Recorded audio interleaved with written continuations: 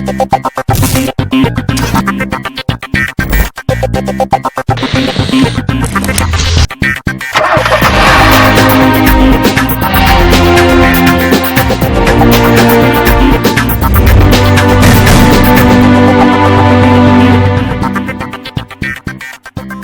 and welcome to a brand new episode of CNB Bazaar Buzz, and you can see behind me is the Arabian Sea. Yeah, we are getting you the Bazaar Buzz stories today right from the middle of the Arabian Sea today. So let's kickstart things with something that is, well, different too, and this is different for our story lineup as well. It's actually Porsche, and it's gone the coupe way with its Cayenne SUV. And it's been recently showcased at the Shanghai Auto Show. So here's a look at what it's all about. If you thought that it was just BMW, Mercedes-Benz and Audi taking claim to the coupe SUV, well, Porsche has just revealed the prettiest of them all, the Cayenne Coupe SUV. In nearly every technical aspect, the coupe is one and the same as the normal Cayenne, but the difference is mostly visual. Identical to the regular Cayenne, only up to the A-pillar, the Cayenne Coupe features a lower, sloping roof that evokes the classic 911 side windows and rear. The tail lights too are positioned at a different angle, and the rear fenders are fatter than on the regular Cayenne. The model also offers two different roof concepts, which includes a panoramic fixed glass roof fitted as standard and an optional carbon fiber roof. Redesigned rear doors and fenders broaden the shoulders of this vehicle by 18mm, contributing to its overall muscular impression. The rear number plate is integrated into the bumper, making the vehicle seem closer to the ground, and of course it gets an adaptive roof spoiler. Now we all know that the Cayenne Turbo was the first SUV to feature this kind of active aerodynamics, and the Cayenne Coupe picks up that ball and runs with it. The roof spoiler is combined with a new adaptive rear spoiler as part of Porsche active aerodynamics. The spoiler extends by 135mm at speeds of 90 km per hour and up, increasing the contact pressure on the rear axle while also enhancing efficiency.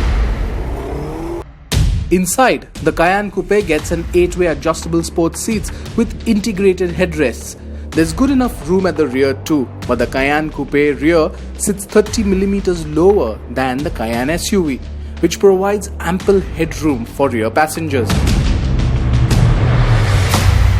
Under the hood of the Cayenne Coupe will be two high-performance engines. There's the 3-litre 6-cylinder turbocharged engine that delivers 335 brake horsepower and a maximum torque of 450 Nm. With the Sport Chrono package, the car goes from 0 to 100 km per hour in just 6 seconds, with the figure dropping to 5.9 seconds with the optional lightweight sports package, while the top speed is rated at 243 km per hour.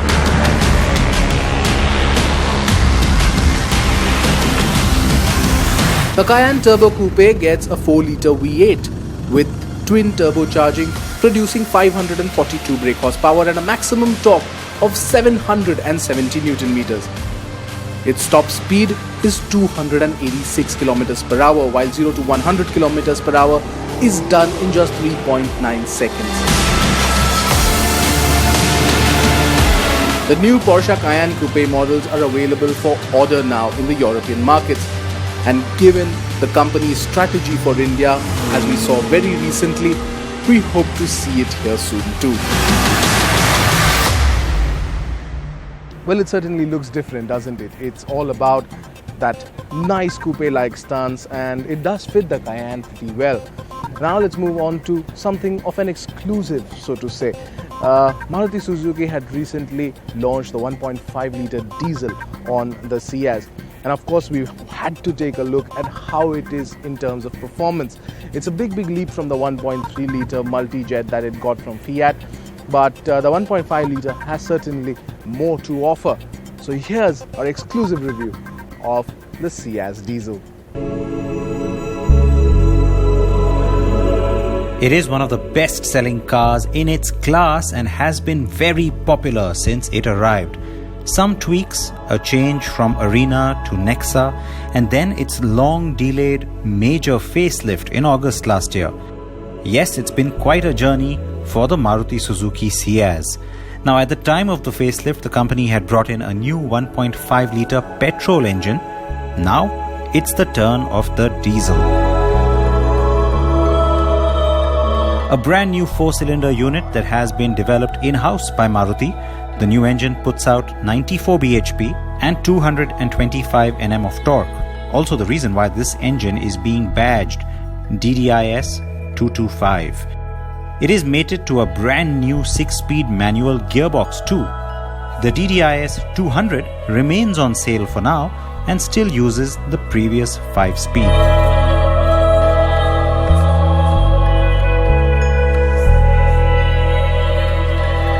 It was always one of the largest cars in its class, and yet it was always sort of on the back foot when it came to not necessarily being the most powerful.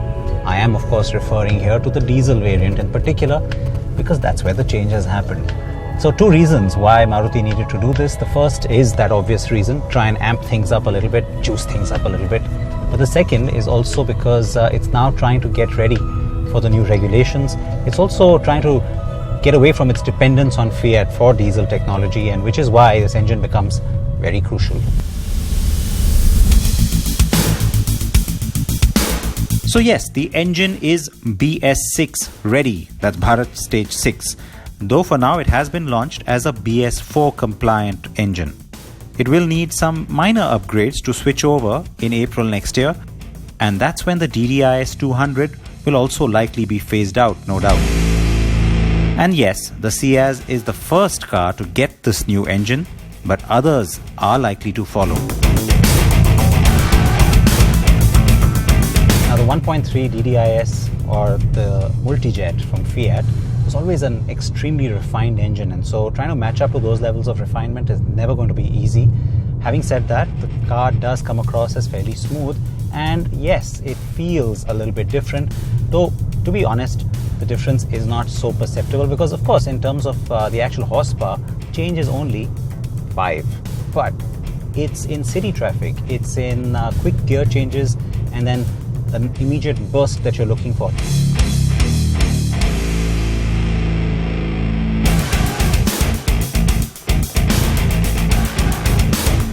That's where you do sense a change, because it's not just a number on paper.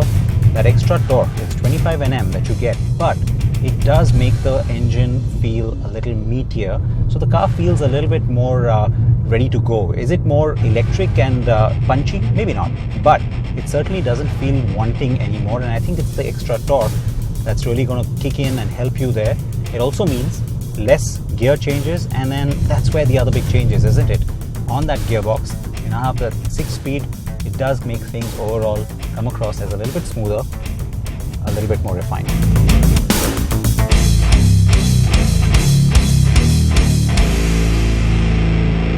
The engine is noisier than the 1.3 for sure and lacks NVH refinement by comparison too.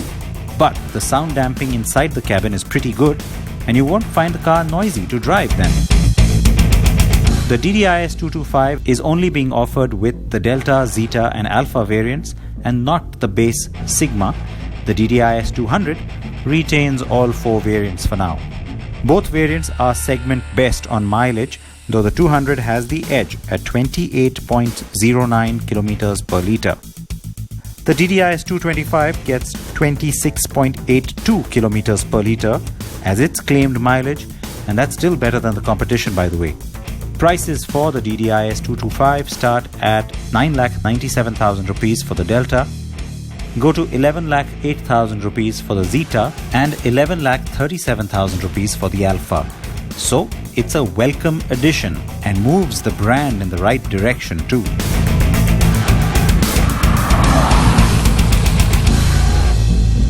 Better drivability for the larger cars will be crucial anyway, especially as the compact SUVs like the S-Cross for example, and also the Corolla-based larger sedan that Maruti will get start to make an appearance in Maruti's showrooms in the near future.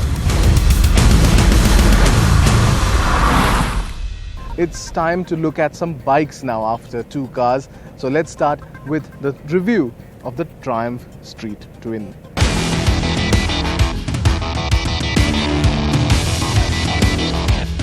The Triumph Street Twin has been the best seller for the company in India and globally too. With the new and updated 2019 Street Twin already launched in India, we figured a good ride was in order to sample the updates. At first glance, you may not see the difference, and well, you would be right too. The overall design on the Street Twin was classy and elegant to begin with, so there wasn't a need to change much. There are a few updates of course. The design of the cast alloy wheels is new too. The Triumph badge on the fuel tank is also new, along with the decals on the side panels as well. The headlamp bracket is also new and is made of brushed aluminium, and the bezel has been blacked out for a more rugged look. Also, the seat is new, gets more padding and is 10 mm higher. The overall silhouette remains the same, but the look of the motorcycle is even classier now. We like how the motorcycle looks, especially in the Korosi Red color our test motorcycle came in. Triumph also offers about 140 accessories for the new 2019 Street Twin, such as the leather saddlebag on a test bike. The 2019 Street Twin now makes 64 brake horsepower instead of 54 brake horsepower. This is an increase of 18% in power. The peak torque output stays the same at 80 Newton meters, but it's more widespread now. The end result, the engine feels livelier and more peppier when ridden at high revs. You feel the punch as you twist the throttle, and the bike builds up speed very quickly. There is a marked improvement in the riding characteristics of the new Street Twin. The slip assist clutch makes it easier to work the 5-speed gearbox and get maximum punch out of the motor. Even as you ring the throttle and the revs climb up closer to the red line, the motorcycle doesn't feel breathless and offers a satisfying ride. The 900cc high-torque parallel twin motor has also been updated with lighter components inside, such as crankshaft, balance shafts and the dead shafts. There's a slip assist clutch as well. The 2019 Street Twin also gets updated electronics, including new throttle maps and new riding modes too, which are road and rain, along with ABS and traction control, which were already on offer. The front end gets a 310mm disc gripped by a Brembo 4-piston caliper, and the 220mm disc at the rear gets a Nissan 2-piston floating caliper. Thanks to the updated brakes, the bike now offers better braking with a stronger bite and better progression. The other significant update on the new Street Twin is the suspension. The front end now gets 41mm cartridge type Kayaba forks, while the rear twin shock absorbers are also new. This translates into a plusher ride quality. Although the handling is not the sharpest, it takes some efforts for you to tip the motorcycle into a corner. Also, the seat on this one is really hard. We would have liked a slightly softer seat in order to be more comfortable when riding in the city. The 2019 Triumph Street Twin is priced at 7,45,000 rupees, and at that price the kind of performance and quality that you get is perhaps best in class. With the addition of more power, new features and upgraded suspension, the value for money quotient is even higher. In India, it goes up against the Ducati Scrambler Icon and the Harley-Davidson Street Rod.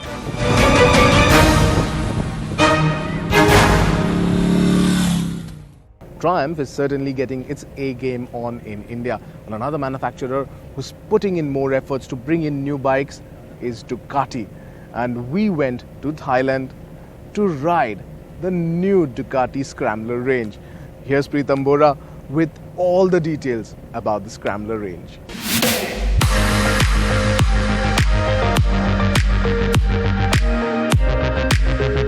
The Ducati Scrambler, a brand resurrected from the 1960s in 2014, with a whole new range of neo-retro scramblers.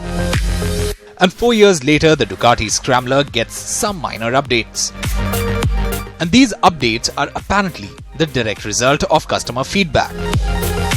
The bike looks more or less identical to the outgoing model, but there are some important updates.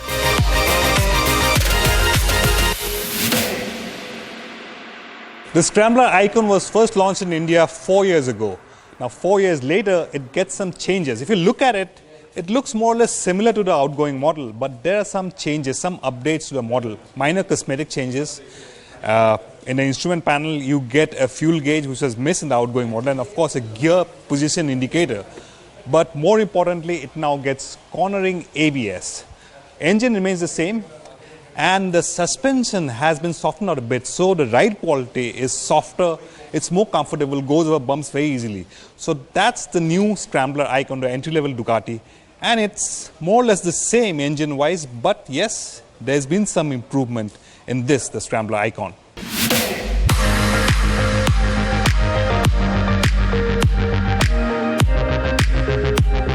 The Scrambler's suspension has been softened, and the seat material has also been changed on the new model. The result is that ride quality has definitely improved over the last generation Scrambler. It's more comfortable, yet it retains the same easy-to-ride, fun personality it always had. Around the corner as well, the Scrambler feels sure-footed and planted. The Desert Sled is the off-road oriented Scrambler, so it gets more suspension travel, higher ground clearance and spoke wheels with a larger 19-inch front wheel. The difference between the Scrambler Icon and the Scrambler Desert Sled, of course, is this one's more off-road friendly. For starters, it gets longer suspension travel, it gets 200mm suspension travel in the front, and of course a lot of ground clearance also, more than the Scrambler Icon. And of course it gets a larger 19-inch front wheel and spoked wheel, so you can do a fair bit of off-roading. It's not a true blue off-road dirt bike as such, but yes, you can do a fair bit of off-roading on this.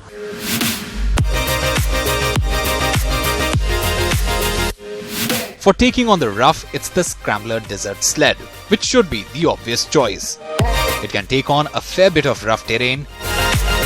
The Desert Sled is the more entertaining model to ride off-road, and it also gets cornering ABS now. Now this one's obviously more expensive than the Icon. So who are these Scramblers meant for?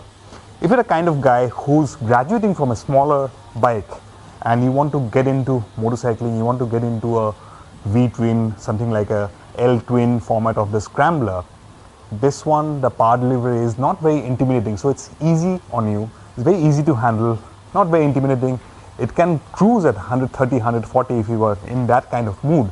But of course, if you want to cover long distances, maybe 400, 500 kilometers a day, the lack of any wind protection will get you after a couple of hours of riding. But overall, if you want to graduate from a smaller bike, the Scrambler Icon makes a very good case. And if you want to start off-roading, this one certainly will make you do a fair bit of soft-roading, I'd say.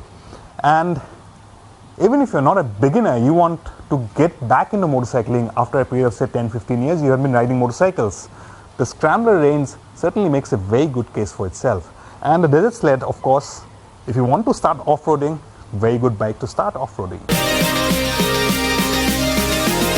The 2019 Ducati Scrambler will be launched in India sometimes this month. And with the updates, there is expected to be a minor price increase as well. While the Scrambler Icon is expected to be priced just under 8 lakh rupees, the Desert Sled is expected to cost around 10 lakh rupees. The entry-level Ducati looks retro cool, is easy to ride and definitely a lot of fun. If it's a new Ducati you're looking for with the classic retro touch, by all means check out the new Scrambler. Could be all the bike that you need.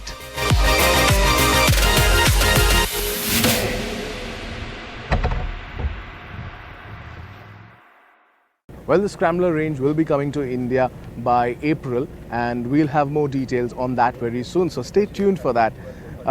For now, that's it for this show, and hope you enjoyed it. We always enjoy packaging all this stuff up for you and bringing it on CNB Bazaar Buzz, and especially this time around because we are bringing it to you right from the middle of the Arabian Sea. Thank you for watching, and if you have any feedback, do let us know on carandbike.com, or maybe you can find us on our social handles right from Facebook, Twitter, Instagram, and even on YouTube. If you have any questions, do shout out to us and let us know about it. Well, as you know, safety first. So whenever you're driving, always wear your seatbelts, and whenever you're riding, always wear your helmets. See you next time.